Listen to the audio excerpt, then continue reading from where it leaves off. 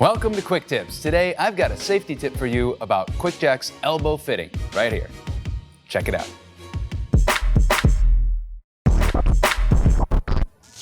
I'm Max, and this is the elbow fitting that installs directly into QuickJack's hydraulic cylinder. When you install this fitting, it's going to be sticking up at an angle. There's one thing you need to think about though. You don't want the end of this fitting to stick out over the frame. If it does, there's a chance that it will contact your vehicle before the rubber lifting block, and if that happens, you're gonna get this. It looks like Dracula just threw up in his handkerchief. Another tip, when you tighten the fitting, it might wanna force itself up a little bit on you, so you gotta hold it down and just make sure that it stays underneath the frame, or you might get this.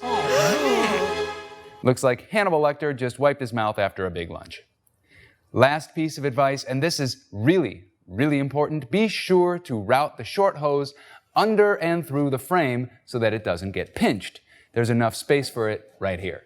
So check that every time on both frames. Now, be sure to tell all your friends who just got QuickJack to follow this tip, and you won't wind up with this.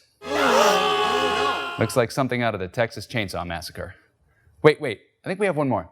It looks like a leftover prop from the filming of The Red Wedding. And it looks like I'm out of time. So be sure to subscribe, and we'll see you next time with another tip. Wait, I think we can do one more. It looks like, on second thought, I'm gonna keep my job today. Thanks for watching.